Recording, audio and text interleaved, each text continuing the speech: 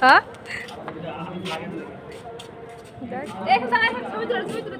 আর হবে না।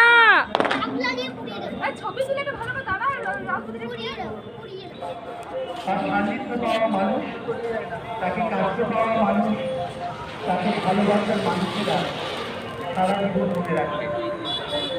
আমরা সবাই হয়তো আজকে এই আলো উৎসবের দিনে শুধু এইটুকুই চাই, যেখানেই থাকুক ভালো থাকুক।